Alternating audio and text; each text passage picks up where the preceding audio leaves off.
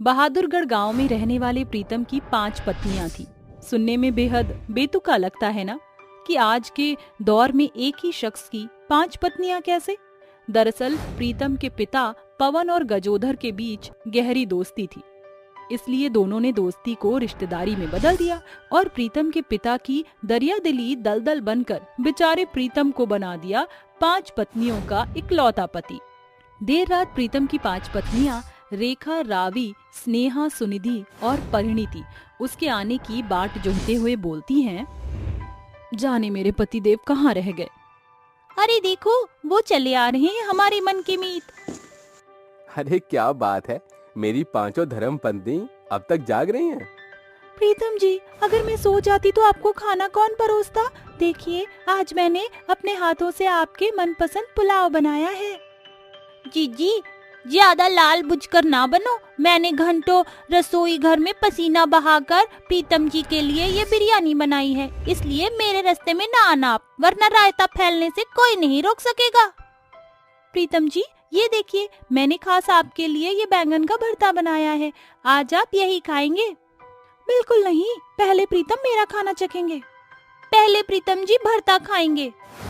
5 पत्नियों के लड़ने झगड़ने की आवाज सुनकर कुंती बीच में आकर कहती है, वाह, बहुत खूब मेरी बड़बोली बहुओं, और जरा जोरों शोरों से लड़ो ताकि सभी गांव देहात को खबर पड़े कि कुंती की बहुएं कुकुरों की नाई लड़ती झगड़ती हैं।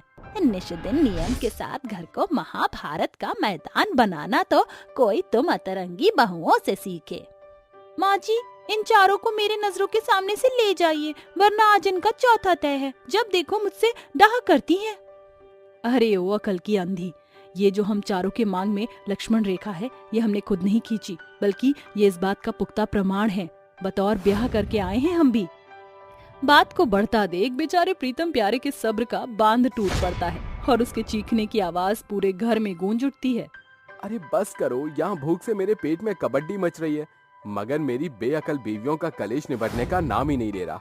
अरे मैं तुम 5 का पति हूँ, डोमिनोज का पिज्जा नहीं जिसके 5 हिस्से कर रही हो। मुझे भूख नहीं। पत्नियों के कलेश से परेशान होकर प्रीतम पांव पटकते हुए चला जाता है। देखा तुम चारों की कलेशबाजी के कारण क्या हो गया। अरे तो तुम्हारे मुंह में भी कौन सी दही जमी थी। अरे बैरन लुगाइयों, एक दूजे को दोष देना बंद करो। जब तक तुम यह सौतन पने की डहा आपसी साझेदारी में नहीं बदलोगी, ये कलेश कायम रहेगा, समझी। कुंती के लाख समझाने के बावजूद भी बहुओं के कान पर जूं तक नहीं रेंगती और निष्दिन बहुओं के बीच किसी न किसी बात पर बहसबाजी हो ही जाती। गुजरते समय के साथ करवा चौथ आने को होता है। उस सांझ जब प्रीतम घर आता है तो कहता है, लगता है आज सवेरे का सूरज पूरब की बजाय पश्चिम से उदय हुआ था, तभी मेरी 5 पत्नी एक कतार में खड़ी हैं। प्रीतम जी, परसों करवा चौथ है, मैंने अपने जरूरत के सामान की लिस्ट तैयार कर ली है, कल ये सारा सामान ले आना। हाँ पतिदेव, ये हम चारों की लिस्ट है, ये सारा सामान भी ले आना। लिस्ट में लिखे सामान को पढ़ते ही प्रीतम के माथे पर शिकंज की रेखा उभर आती है और वह मन में कहता है, हे ईश्वर, इन 5 ने तो पूरे 30,000 के पार के सामान फरमाया है। मेरी तनख्वाह महज 15,000 है। ये तो वही हिसाब हो गया, आमदनी 98, खर्चा रुपया। पहले ही 5 बीवियों की ख्वाहिशें पूरी करते हुए मेरा बाल बाल बॉस का कर्जदार हो गया है। अगले दिन प्रीतम भोर सवेर दफ्तर निकल जाता है और सांझ हो सारा सामान खरीद कर घर आता है। रावी, रेखा, स्नेहा, सुनिधि, परिणीति, अरे कहाँ है मेरी 5 पत्नियां। अजी आ गए आप, लाइए मेरे करवा चौथ का सामान। हाँ ये लो, तुम 5 के करवा चौथ का सामान। जो लिस्ट में लिखा था सब है, साज श्रृंगार से लेकर साड़ी भी। 5 पत्नियां झटपट से अपनी साड़ियों के बॉक्स को खोलती हैं, जिसमें अलग रंगों की साड़ी होती है। प्रीतम जी, आपको अपनी पत्नी की पसंद का अता पता नहीं, ये बसंती रंग की साड़ी ही मिली थी। अरे वो मेरी सौतन स्नेहा, ये भूल से मेरी ब्लू साड़ी तुम्हारे हाथ पड़ गई, लाओ इधर। खबरदार, जो मेरी साड़ी पर अपनी ललचाई नजर दौड़ाई तो ये ब्लू बनारसी साड़ी तो कल करवा चौथ पर मैं पहनूंगी। ऐसा करने से कोई लाभ नहीं, क्योंकि मेरी साड़ी सबसे सुंदर है। करवा चौथ पर सुहागन लाल साड़ी पहनती हैं, जो कि मेरे पास है। तुम पहनना नीली पीली साड़ी। लाओ ये लाल साड़ी मुझे दो। पीछे हटो परिणीति, ये लाल साड़ी तो कल करवा चौथ पर मैं पहनूंगी। पांचों पत्नियां प्रीतम की आंखों के सोंझे एक साड़ी पर धावा बोलती हैं, जिसे देखकर प्रीतम कहता है, तुम्हारा पति तुम पांचों के लिए इतने मन से ये सब लाया था। अगर इस साड़ी के टुकड़े हुए तो समझ लेना मेरे भी चिथड़े हो गए। ऐसा सुनकर पांचों पत्नियां लड़ना बंद कर देती हैं। करवा चौथ की सुबह। प्रीतम जी, शाम को आते वक्त हम पांचों के खातिर तोहफे लेते आना। अब क्या बच गया है? हमारे प्यारे पतिदेव, करवा चौथ के दिन हर पति अपनी पत्नियों को तोहफा देता है। अपनी पत्नियों के लिए भेंट लाना भूलना मत। इसके बाद प्रीतम दफ्तर के लिए निकल जाता है। सूरज की लालिमा घटने के साथ सांझ की बेला शुरू होती है। पांचों पत्नियां 16 श्रृंगार करती हैं। तभी कुंती कहती है, अगर तुम पांचों की लीपा पोती खत्म हो गई तो पंडिताइन करवा चौथ की कथा पाठ सुनने को पधार चुकी हैं। सासू माँ, मैं तो कब से सज चुकी हूँ, इन चारों सौतन की साथ सज्जाई खत्म नहीं हो रही। पांचों पत्नियां सुहागन औरतों के बीच गोला घेरा बनाकर बैठ जाती हैं, जिसके बाद पंडिताइन कथा प्रारंभ करती हैं। बावजूद इसके सबसे सुंदर दिखने की होड़ के कोई अपना बाल संवार रही थी तो कोई अपना रूप निहार रही थी। क्या सुनहरा दस्तूर है। कथा खत्म होते ही करवा चौथ का चांद निकल आया। सभी सुहागन औरतें अपने घर को विदा होती हैं। उनके जाने की कुछ देर बाद ही प्रीतम आता है। अरे आ गए आप, हम आपकी ही बाट जो हो रही थी। ये क्या प्रीतम जी, आप छुचे हाथ ही आ गए हैं? अरे कितनी तमन्ना थी कि करवा चौथ पर आप मुझे तोहफा देंगे। इसमें तुम चारों चुड़ैल का ही दोष है। बस करो, तुम पांचों को सिर्फ तोहफों की पड़ी है। अरे शादी के पहले दिन से मैं तुम पांचों के शौक को पूरा कर रहा हूँ, जिसके कारण आज मुझे अपनी नौकरी भी न्यौछावर करनी पड़ गई। क्या आपकी नौकरी चली गई? कैसे? करवा चौथ के 2 रोज पहले की बात है। क्या बात है प्रीतम, मेरे सिर पर तने क्यों खड़े हो? सर, कल करवा चौथ है, मेरी पत्नियों को शॉपिंग करनी है, कुछ पैसे मिल जाते तो। देखो प्रीतम, पहले ही तुमने इतना एडवांस लिया हुआ है। सर, एक आखिरी दफा मुझे पैसे दे दीजिए। ठीक है, लास्ट टाइम समझिए ये। करवा चौथ की सुबह। Good morning sir. अब क्या काम है? सर, आज करवा चौथ है, मुझे 5,000 रुपए दे दीजिए। कल ही तो तुम्हें 30,000 रुपए दिए थे। सर, वो पैसे तो पत्नी के करवा चौथ की शॉपिंग में खर्च हो गए। मुझे आज शाम अपनी पत्नियों को तोहफा देना पड़ेगा। पैसे क्या पेड़ पर उगते हैं? बस, तुम जैसे वर्कर की इस कंपनी में जरूरत नहीं। कल से अपना चेहरा मत दिखाना। सच जानकर पांचों पत्नियां बेहद शर्मिंदा होती हैं। अजी, हमें माफ कर दीजिए। पत्नियां तो सुख दुख की संगिनी होती हैं, मगर हमने आप पर परेशानियों का पहाड़ तोड़ दिया। आज चौथ माता को साक्षी मानकर हम पत्नियां सौगंध खाती हैं कि अब हम सौतपन की डहाना करके आपसी साझेदारी से रहेंगी।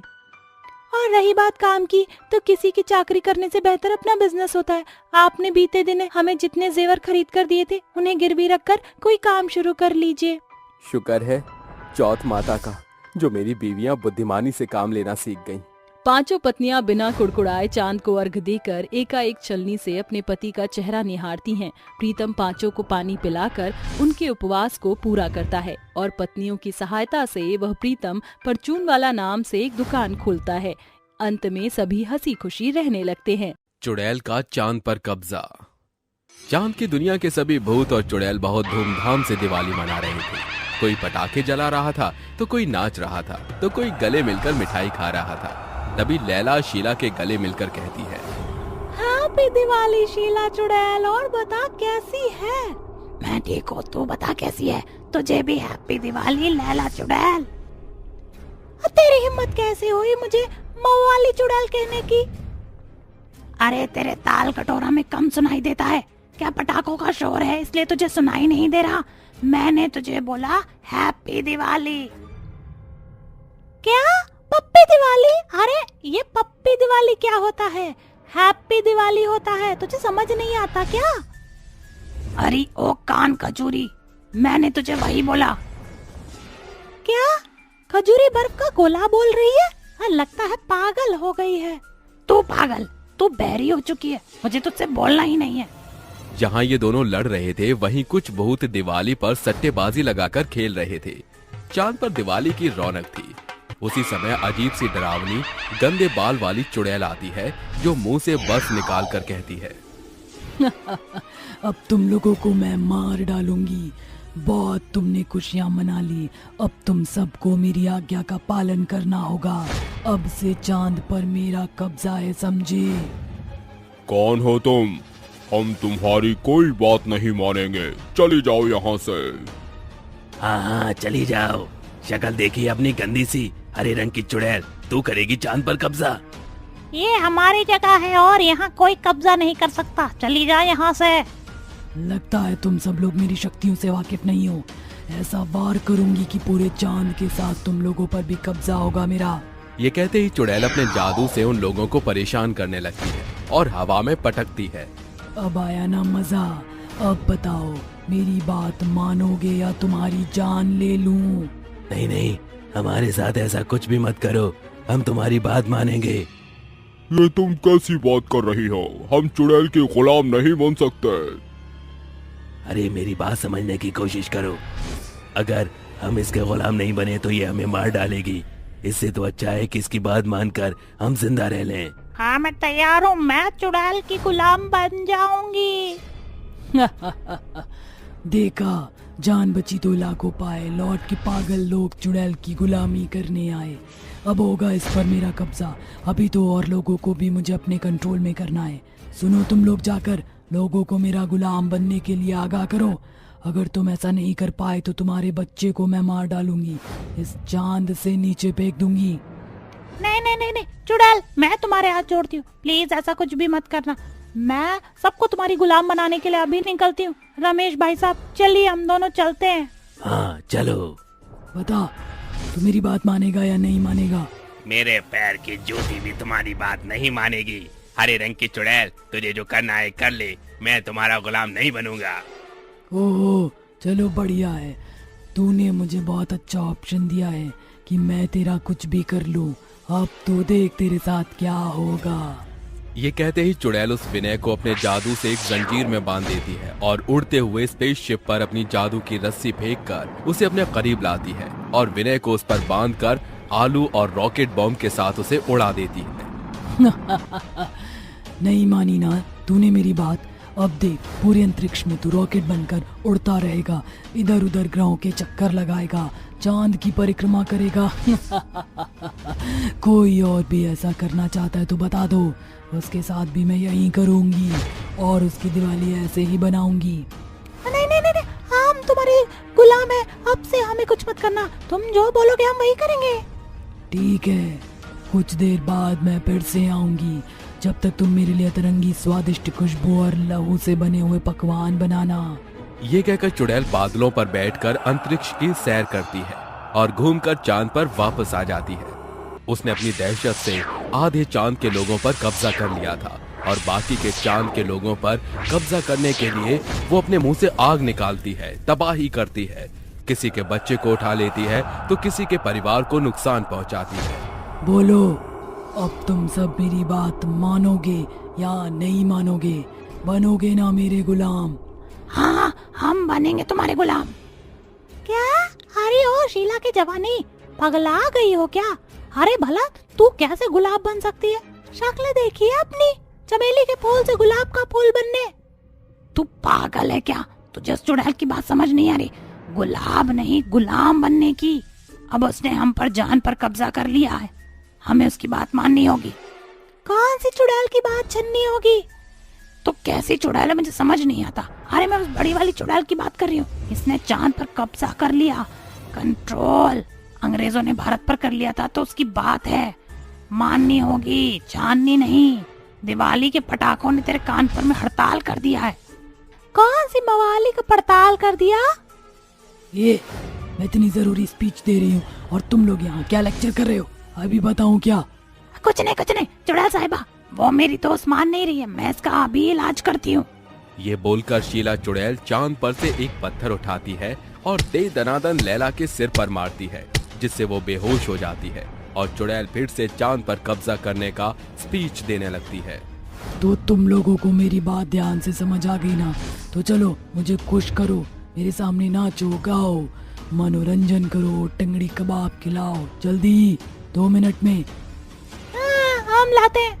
चुड़ैल की डरावनी बात सुनकर सब उसके लिए लजीज पकवान और टंगड़ी लेकर आते हैं कोई उसके हाथ पैर दबा रहा था तो कोई उसकी गुलामी करते हुए अपने हाथ से खाना खिला रहा था। ए चंपा चमेली गाना गा। घर मोरे परदेसिया, हाँ आओ पधारो पिया। ए क्या गा रही है? कुछ तड़कता भड़कता गा।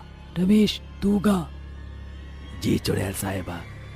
सुर्ख वाला, सोज वाला, फेज वाला लव होता है जो लव से ज्यादा वैसे वाला लव, इश्क वाला लव।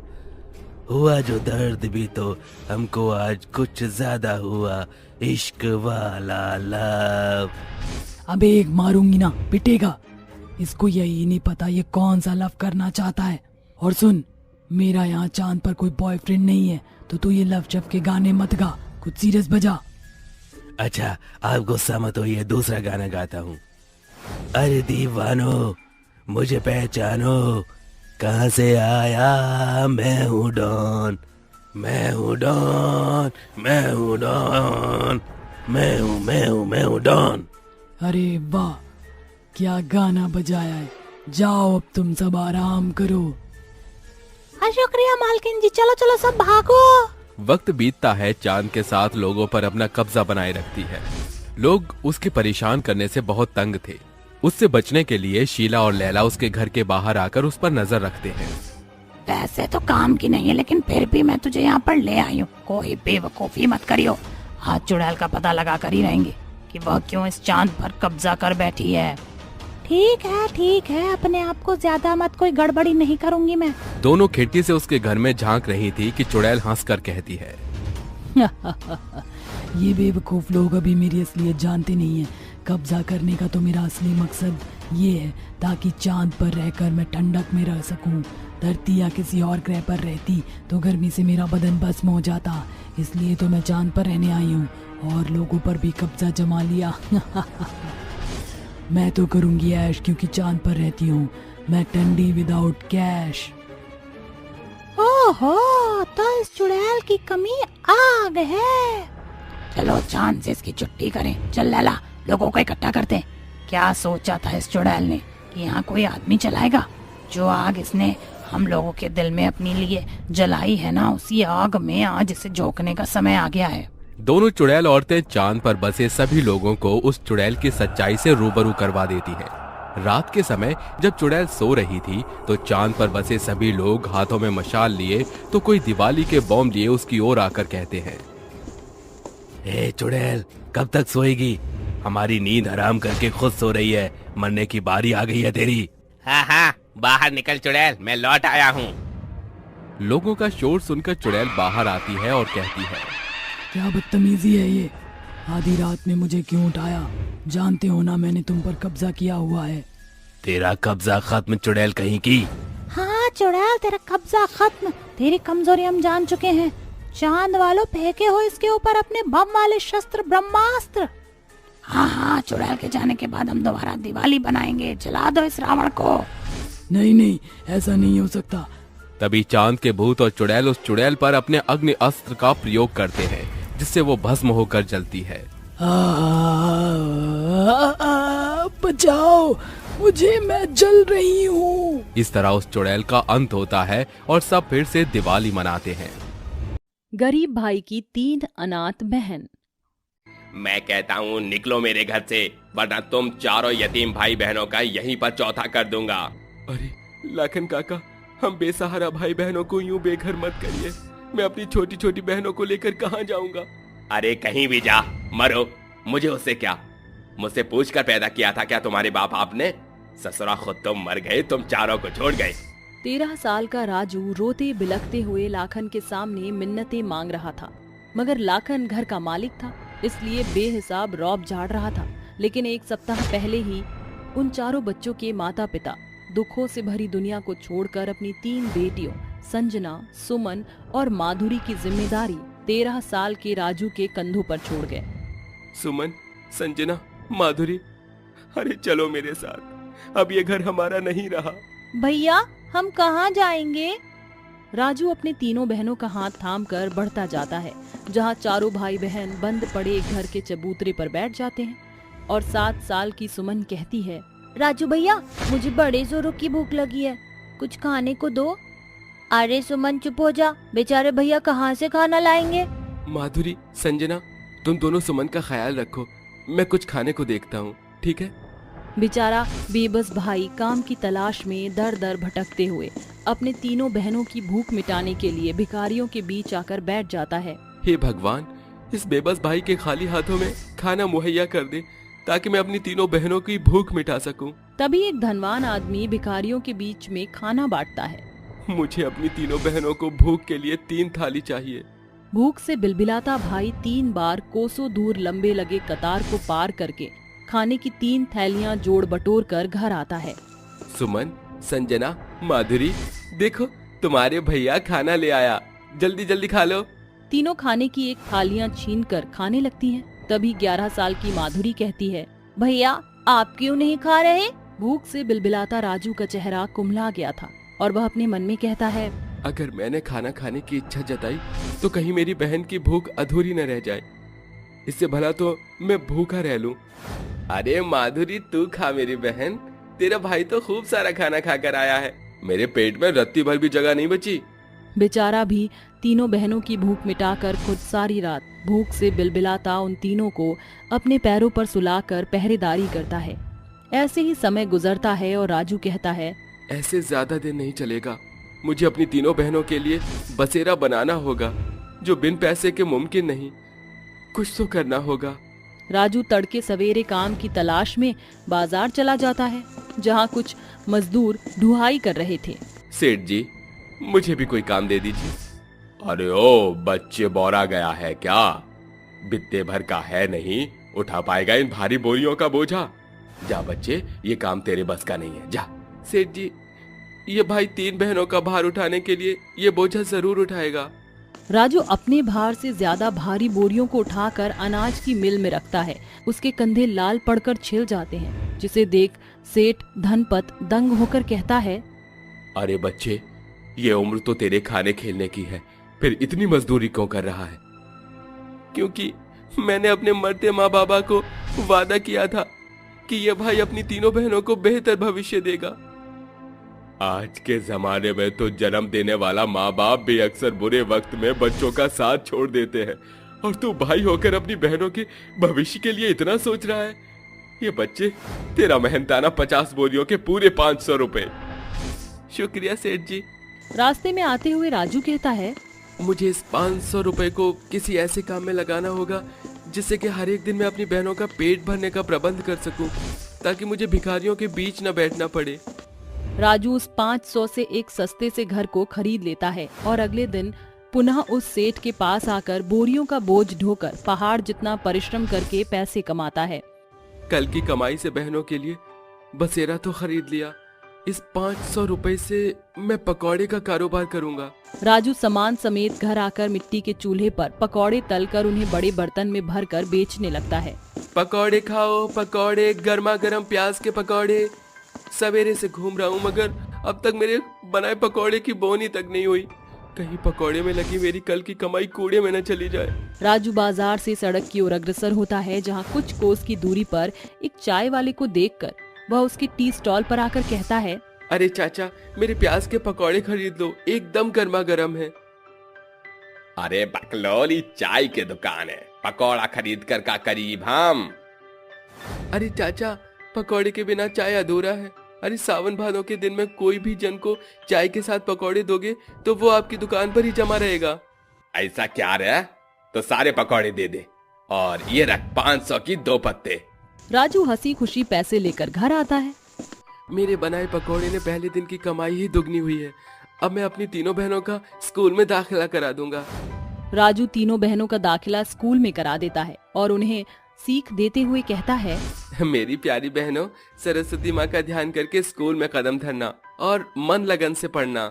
जी भैया। सप्ताह महीने और महीने साल में बदल रहे थे। एक भोर का उठा राजू अपनी भूख प्यास मारकर दिन दोपहर में पकौड़े बेचता और सांझ को उस सेठ के ये बोरियों का बोझा ढोया करता। देखते ही देखते तीनों बहनों की 12वीं पूरी होती है। आज मेरी तीनों बहनें बड़ी खुश नजर आ रही हैं। हाँ, क्योंकि भैया विद्यालय की तीनों ट्रॉफी हमारे ही घर आई है। भैया मैंने फर्स्ट डिवीजन से, संजना ने सेकंड डिवीजन से और सुमन ने थर्ड डिवीजन से 12वीं की पढ़ाई पूरी की है। इतना ही नहीं, स्कूल की तरफ से हम तीनों बहनों को स्कॉलरशिप भी प्राप्त हुआ है, जिसके लिए हमको जिला के सबसे बड़ी कॉलेज में दाखिला मिला है, वो भी एकदम निःशुल्क। अरे वाह, तुम तीनों ने मिलकर अपने भाई का सिर गर्व से ऊंचा कर दिया। सो तो होना ही था भैया, आपकी बदौलत ही तो हम बहनें पढ़ पा रही हैं, जिसके खातिर आप पहाड़ जैसा परिश्रम करते हैं। मेरी तीनों बहनें अब अपने इस भाई का बखान बस भी करो। चलो इस खुशी के मौके पर बाहर खाने चलते हैं। आज हम तीनों बहनें अपने हाथों से आपके लिए अपना मनपसंद कढ़ाई पनीर और पुलाव बनाएंगे। तीनों बहनें अपने भाई के साथ उस खुशी के पल को बिताती हैं, जहां एक और राजू बड़ी मेहनत करता, उसकी तीनों बहनें भी दिन रात एक करके पढ़ाई करती और सरकारी नौकरी की तैयारी में जुट जाती हैं। उनकी मेहनत रंग लाती है और तीनों को सुनहरा पद प्राप्त होता है। भैया मैं IAS ऑफिसर बन गई, सरकार की ओर से हमें विलासिता की सभी चीजें मुहैया मिलेंगी। राजू भैया मैं अभी सरकारी शिक्षिका बन गई हूँ। भैया मुझे भी पुलिस विभाग में भर्ती मिल गई। ये सुनकर उस भाई की आंखों में आंसुओं का समंदर उमड़ आता है। वह तीनों बहनों को सीने से लगाकर कहता है, इस भाई की सालों साल की मेहनत रंग ले आई। आखिरकार मैंने अपने स्वर्गीय माँ बाबा का सपना साकार कर दिया। भैया आपने बहुत किया, अब हम बहनों की बारी है। हाँ भैया, आपकी बड़ी मेहनत की बदौलत ही आपकी तीनों अनाथ बहनों के जीवन में बहार आई है। बहनों के भविष्य संवारने में उलझकर आपने ब्याह नहीं किया। हम तीनों बहनों के कारण 30 का पड़ाव पार कर चुके हैं आप। हाँ भैया, इससे पहले कि आपकी पेंशन का पड़ाव आए, अब हम बहनें अपने भाई का ब्याह कराएंगी। तीनों बहनें राजू की शादी एक बेहतर लड़की से करके भाई का बसेरा बसाती हैं, जिसके कुछ समय बाद उन तीनों की भी सरकारी मुलाजिमों से शादी हो जाती है। ये थी 3 बहन के भाई की दास्तां।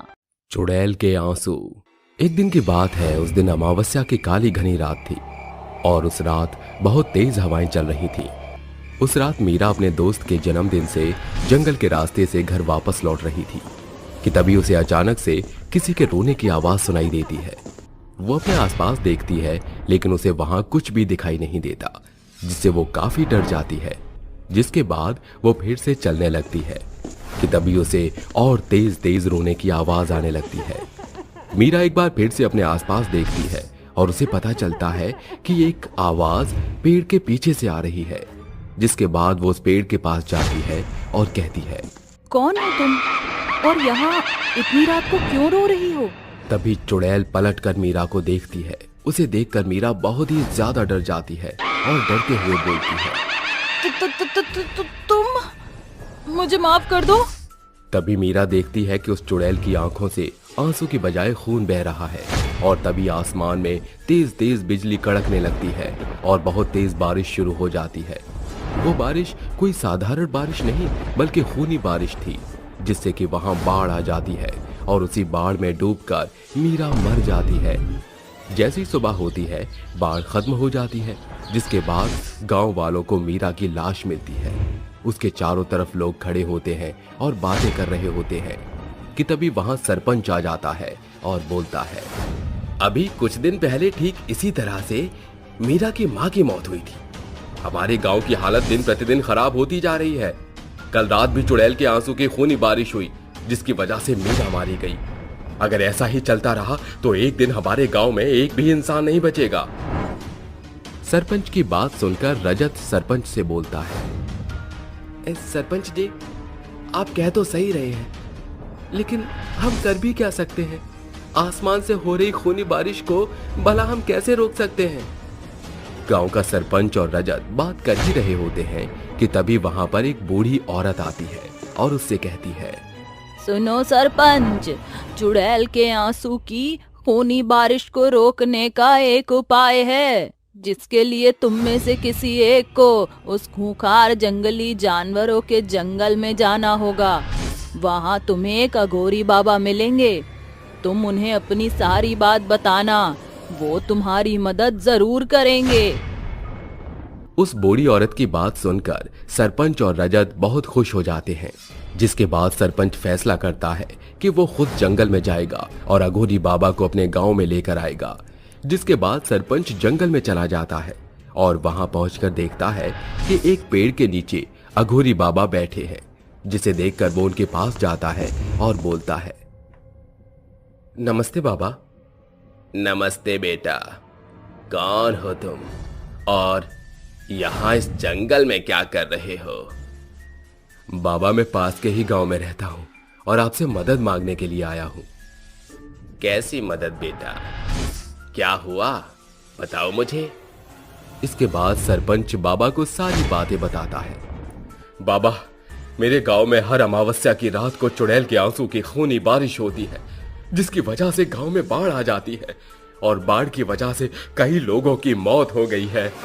हालत ऐसे है बाबा कि गांव में गिने चुने लोग ही बचे हैं। कृपया करके हमारी मदद करिए। बेटा, तुम घबराओ मत, मैं तुम्हारी मदद जरूर करूंगा। ऐसे ही कुछ दिन बीत जाते हैं और फिर से अमावस्या की रात आ जाती है।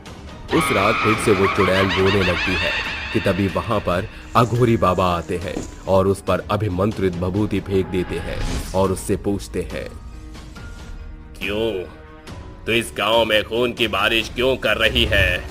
क्यों इंसानों को मार रही है? जल्दी बता मुझे। नहीं बताऊंगी, कभी नहीं। मैं इस पूरे गांव को शमशान बनाकर ही शांति लूंगी। और अघोरी, तूने यहाँ आकर बहुत बड़ी गलती कर दी है। अब तू भी इनके साथ मरेगा। तू मुझे मारेगी? शायद तुझे पता नहीं कि मैंने तुझ जैसी कितनी चुड़ैलों को जलाकर भस्म कर दिया है। रुक, तुझे अभी बताता हूँ। जिसके बाद बाबा मंत्र पढ़ने लगते हैं। ओम ह्रीं क्लीं क्लीं चामुंडाय विच्चे नमः। ओम ह्रीं क्लीं क्लीं चामुंडाय विच्चे नमः। और मंत्र पढ़कर उस चुड़ैल के ऊपर पवित्र गंगा जल छिड़क देते हैं, जिससे वो चुड़ैल झुलस जाती है और दर्द से करहाने लगती है। तभी चुड़ैल बोलती है, रुक अघोरी, मैं तुझे सब बताती हूँ। मेरा नाम राधा है। मेरी शादी इसी गांव में हुई थी। शादी के कुछ दिनों बाद ही मेरे पति मोहन को काम के सिलसिले में शहर जाना पड़ गया। मैं अपनी सास और नंद के साथ ही यहाँ रहा करती थी। एक दिन की बात है, उसकी सास उसके पास आकर कहती है, सुन बहू, घर में पैसों की कुछ तंगी चल रही है, तो तू अपने बाप के घर से कुछ पैसे मांग कर ले आ। माँ जी, मैं अपने पिताजी से पैसे नहीं मांग सकती। क्यों? क्यों नहीं मांग सकती? एक तो तेरे बाप ने दहेज में कुछ दिया नहीं, ऊपर से तुझे खाली हाथ एक ही जोड़े में विदा कर दिया। मेरे तो करम ही फूट गए थे जो मैंने अपने बेटे का रिश्ता ऐसे गरीब घर में जोड़ दिया। अब तू चुपचाप से कल ही अपने बाप के घर जा और वहाँ से पैसे लेकर आ। नहीं माँ जी, मैं नहीं जाऊंगी। अच्छा, अब तू मुझसे जुबान लड़ाएगी? तेरी इतनी हिम्मत? रुक, मैं तुझे अभी सबक सिखाती हूँ। जिसके बाद राधा की सास उसे बहुत मारती पीटती है और उसे कमरे में ले जाकर बंद कर देती है और अपनी बेटी मीरा को आवाज देती है, मीरा, ओ मीरा, कहाँ रह गई? जल्दी धरा। अभी आई माँ। हाँ माँ, बोलो, क्या हुआ? देख मीरा, मैंने राधा को इस कमरे में बंद कर दिया है। आज के बाद से ना तू इसे कुछ खाने को देगी और ना ही पीने को। समझ में आ गई तुझे मेरी बात? ठीक है माँ, मैं समझ गई। ऐसे ही वक्त बीतता है और राधा को भूखे प्यासे उस कमरे में बंद हुए 3 से 4 दिन गुजर जाते हैं। कमरे में रोते रोते राधा की हालत बहुत खराब हो जाती है। तभी एक दिन राधा रोते रोते कमरे का दरवाजा पीटते हुए बोलती है, माँ जी, भगवान के लिए मुझे इस कमरे से बाहर निकाल दो।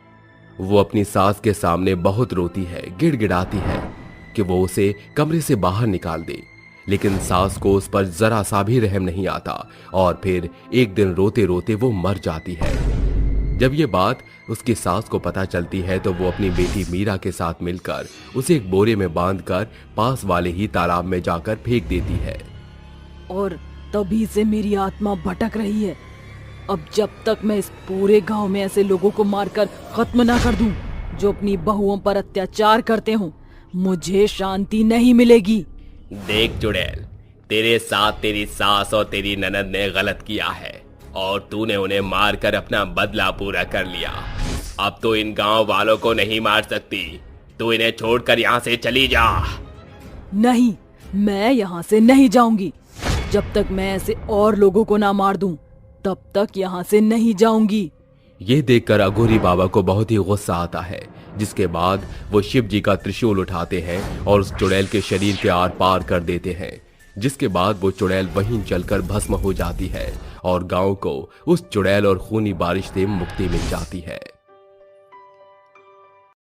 सास लाई बहू की सौतन। रात का समय होता है। पार्वती अपने कमरे में गहरी नींद में सो रही होती है।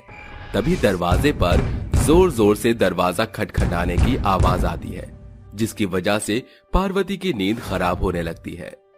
ओहो, कौन है इस समय? भला ये कोई समय है घर पर आने का? पार्वती नींद में उठना बिल्कुल नहीं चाहती थी, लेकिन तभी दरवाजा फिर से पीटने की आवाज आती है, जिसकी वजह से उसे ना चाहते हुए भी दरवाजा खोलने के लिए जाना पड़ता है। हद ही हो गई, इतनी रात को मेरा ही दरवाजा पीटने के लिए मिला था।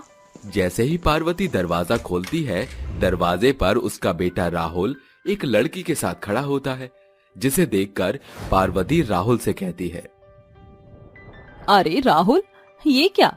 इतनी रात के समय तू अमेरिका से वापस लौटा है? और ये अमेरिका की गोरी मैडम तेरे साथ क्या कर रही है? कहीं ये अपना घर छोड़कर तेरे साथ भागकर तो नहीं आ गई? अरे नहीं नहीं, जेनी मेरे साथ भागकर नहीं आई, मैं ही उसे भगा कर लाया हूँ। हे भगवान, ये क्या कह रहा है तू? राहुल, ये तो एक अंग्रेज है, तू इसे भगाकर कैसे ला सकता है? अरे माँ, जेनी मेरा सच्चा प्यार है, मैं इसे बहुत प्यार करता हूँ, इसलिए हम दोनों अमेरिका से भागकर यहाँ आ गए हैं। मैं इसे वहाँ से भगा कर लाया हूँ और मैंने इससे शादी भी कर ली। हे भगवान, क्या मैंने तुझे ये सब करने के लिए अमेरिका भेजा था? अरे बेटा, मैंने तो तुझे पढ़ाई करने के लिए अमेरिका भेजा था, ना कि अमेरिका की गोरी भगाने के लिए। राहुल जेनी को लेकर घर में चला आता है। तभी पार्वती कहती है, अरे राहुल, ये गोरी मेरी बहू नहीं बन सकती। अरे मैं इसे क्या कहूँगी, इसे तो हिंदी भी नहीं आती। सासू माँ, मेरे को हिंदी आता है। प्रणाम सासू माँ। देखा ना आपने, संस्कार तो इसमें मैंने कूट कूट कर भरे हैं। अरे आप चिंता मत करो, ये आपकी सभी बातों को समझेगी। मैंने थोड़ी बहुत हिंदी से समझा दी है। चलो जेनी, तुम्हें अपना कमरा दिखाता हूँ। Okay darling, bye bye. Mom, good night. Rahul Jenny को अपने साथ ले जाता है। वहीं दूसरी तरफ बेचारी पार्वती सोफे पर बैठी हुई अपने मन में सोचने लगती है, हे भगवान, अब मेरा क्या होगा? मैं तो एक सुशील और संस्कारी बहू चाहती थी, लेकिन इस अंग्रेजन ने तो मेरे घर पर आकर तुरंत काबू कर लिया है। और देखो तो सही, मेरा बेटा इतना मजनू हो गया है कि सीधा उसे अपने कमरे में ले गया। मुझे ही कुछ करना होगा। अगले दिन जैसे ही सवेरा होता है, पार्वती रसोई में नाश्ता बना रही होती है। तभी जेनी वहां पहुंच जाती है और पार्वती से कहती है, good morning mom, what are you doing? अरे रे, ये सुबह सुबह मेरे ऊपर अंग्रेजी झाड़ने आ गई। अरे मेरी माँ, चली जा यहाँ से, मुझे आराम से नाश्ता तो बनाने दे। If you agree, so I can make breakfast for you. Jenny की अंग्रेजी सुनकर पार्वती को कुछ भी समझ नहीं आता, जिसके बाद वो अपने बेटे राहुल को चिल्लाकर बुलाती है, राहुल, राहुल, कहाँ है तू? जल्दी आ। अरे इस अंग्रेजन मैडम को देख, मुझसे क्या कहे जा रही है। तभी राहुल अपनी माँ पार्वती की आवाज सुनकर उसके पास पहुंच जाता है और उससे कहता है, अरे माँ, क्या हुआ? चिल्ला क्यों रही हो? तेरी अंग्रेजन बहू मुझे यहाँ खाना बनाने ही नहीं दे रही है। जा जल्दी से इसे ले जा, नहीं तो मैं इसका कत्ल ही कर दूंगी। रिलैक्स माँ, मैं अभी जेनी को यहाँ से ले जाता हूँ। Come Jenny, mom is making breakfast right now, don't disturb my mom, and we have some time now, so we both can take shower. हाँ, ओके डार्लिंग। राहुल जेनी को अपने साथ ले जाता है, जिसके बाद पार्वती अपने आप से कहती है, बहुत हुआ, मैं इसे अपने घर में और सहन नहीं कर सकती। नाश्ता बनाने के बाद पार्वती अपने घर अपनी दोस्त गायत्री की बेटी राधा को बुलाती है और उसे समझाती है, अरे बेटी, अब तुझे क्या बताऊं, मेरे बेटे के ऊपर इस अंग्रेजन चुड़ैल ने काबू कर रखा है। ये यहाँ मेरे बेटे की प्रॉपर्टी को हड़पने के लिए आई है। तू मेरा एक काम कर दे और इस अंग्रेजन मैडम से मेरे बेटे को दूर कर दे। तू अपने जाल में मेरे बेटे को फंसा ले, उसके बाद तुम दोनों की शादी कर दूंगी और तू मेरी बहू बन जाइयो। आप चिंता मत कीजिए, मैं राहुल जी को इस अंग्रेजन औरत के हाथ में फंसने नहीं दूंगी। उस दिन के बाद से राधा पार्वती के घर में ही रहने लगती है। जब भी राहुल अकेला होता या कुछ काम कर रहा होता तो राधा उसके पास चली जाती।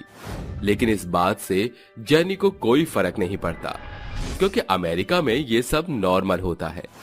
एक दिन रात के समय राहुल छत पर टहल रहा था, तभी राधा भी छत पर पहुंच जाती है और उसे अपनी मीठी चुपड़ी बातों में फंसाने लगती है। देखिए ना, हमारा इंडिया कितना अच्छा है, सबके अंदर इतने प्रेम और भावना होती है। वहीं ये अमेरिका वाले लोग, इन्हें तो रिश्तों के बारे में कुछ पता ही नहीं होता, निभाना तो बहुत दूर की बात है। राहुल बड़े ही ध्यान से राधा की बातें सुनने लगता है। धीरे धीरे राधा जेनी के बारे में राहुल को पूरी तरह भड़का देती है और कई बार गलती खुद करके जेनी के ऊपर डाल देती है। धीरे धीरे राहुल को जेनी बहुत बुरी लगने लगती है, जिसकी वजह से उन दोनों के बीच लड़ाइयां शुरू हो जाती हैं। वहीं दूसरी तरफ एक दिन राधा राहुल को कॉफी में नशे की दवाई मिलाकर पिला देती है, जिसकी वजह से राहुल नशे में हो जाता है। जिसका फायदा उठाकर राधा उसे प्रॉपर्टी के पेपर साइन करवाने की कोशिश करती है। ये कुछ डॉक्यूमेंट हैं गरीब संस्था के लिए, गरीब लोगों की मदद करेंगे तो वो हमें दुआएं देंगे, आप इन पर साइन कर दीजिए राहुल जी। राहुल की आंखें पूरी तरह खुल नहीं पाती, जिसकी वजह से वो ठीक से पेपर पढ़ नहीं पाता। राहुल साइन करने ही वाला था कि इतने में वहां जेनी पहुंच जाती है और राहुल के हाथों से उन पेपर्स को छीनकर पढ़ने लगती है। Oh my God, it's not a donation paper. This is our property paper. Jenny तुरंत उन पेपर्स को ले जाती है और राहुल के लिए एक नींबू पानी बनाकर लाती है ताकि उसका नशा उतर सके। जैसे ही राहुल नींबू पानी पीता है उसे थोड़ा सा होश आने लगता है, जिसके बाद वो उन पेपर्स को पढ़ता है। तभी वो अपनी माँ पार्वती को बुलाता है और राधा की सारी सच्चाई उसे बताता है, जिसे सुनने के बाद पार्वती रोने लगती है और अपने बेटे से कहती है, मुझे माफ कर दे बेटा, मैं इस अंग्रेजन बहू को अपने घर से भगाने के चक्कर में इस राधा की बच्ची को यहाँ लेकर आई थी। मुझे नहीं पता था कि ये इतनी चालाक निकलेगी, लेकिन मुझे अपनी अंग्रेजन बहू पर बहुत गर्व है। इसने आज हमें इतनी बड़ी मुसीबत से बचा लिया। अगर आज ये ना होती तो हम तो बेघर ही हो जाते। तभी जेनी वहाँ पुलिस बुला लेती है और पुलिस राधा को गिरफ्तार कर ले जाती है। ये सब देखकर पार्वती जेनी को गले से लगा लेती है। उस दिन के बाद से पार्वती जेनी को अपनी बहू मान लेती है और उसके साथ खुशी खुशी रहने लगती है।